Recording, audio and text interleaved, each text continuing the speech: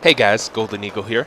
Welcome to the October 5th episode of Gaming News Articles Weekly, a series in which I will take a handful of gaming news articles from the past week and give you guys summaries of them, as well as some of my opinions.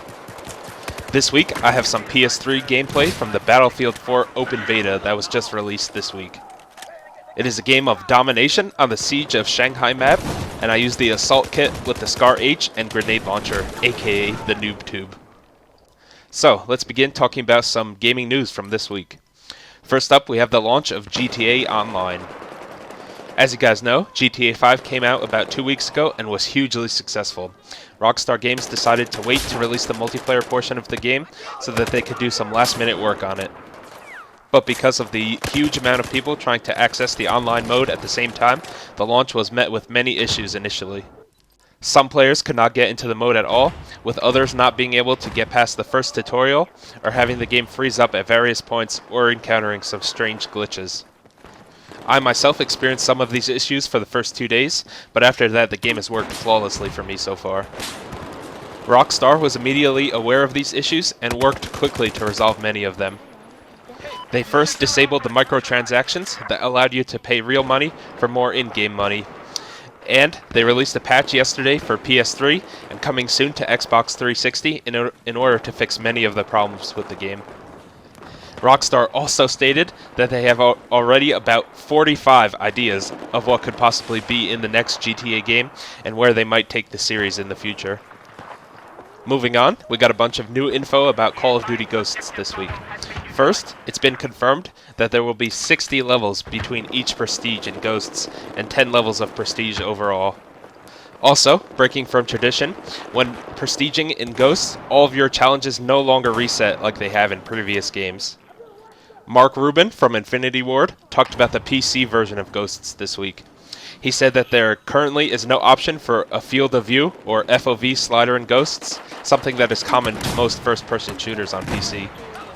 He also said that the studio is looking into mod tools to allow players to create mods for Ghosts on PC sometime in the future, and that they have other big plans for the PC version in the works as well. He even said that if things work out, we could see some version of mods on consoles, which would be something really interesting to see, because we all know that console games almost never have support for mods. Probably the most interesting news about Ghosts was the info about another new mode called Extinction. In the trailer for the Squads mode, you can see an option for this mode in the menus. Achievements from this mode have also leaked online, which seem to suggest that this will be a survival mode in which you will fight against aliens.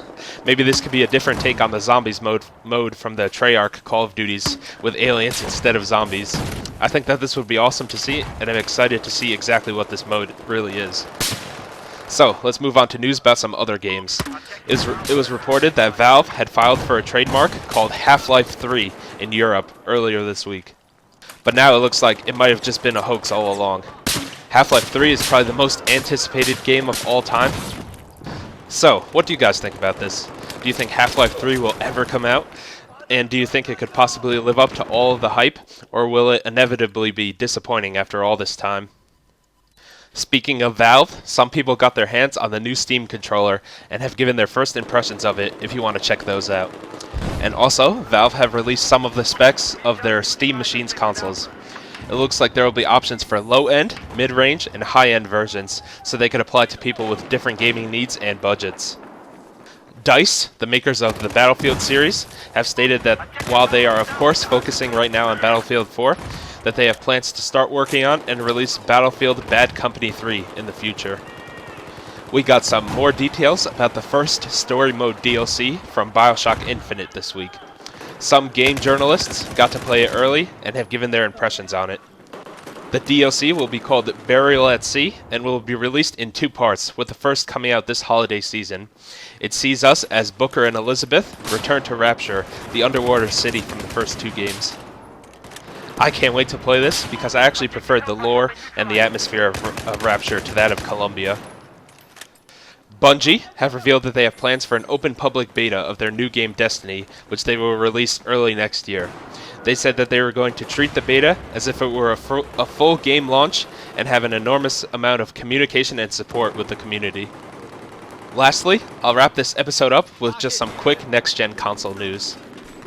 According to sales data collected by the International Data Corporation, it looks like the PS4 will outsell the Xbox One this holiday season, mainly because of its lower price. Sony has given praise to Microsoft over their decisions to reverse their original Xbox One policies about things like used games and being always online, saying that they know the people at Microsoft are very smart and that they have shown that they have dedication in making the Xbox One successful. Speaking of their changes in policy, Microsoft has stated that the mandatory Day 1 update for the Xbox One to remove these restrictions will take between 10 and 20 minutes to download. So, that does it for this week's episode of Gaming News Articles Weekly. All of the links to these articles will be down below in the description. I hope you enjoyed this video. Please feel free to leave some comments about your thoughts, and tune in next Saturday for the next episode. Thanks for watching, guys, and I'll see you next time.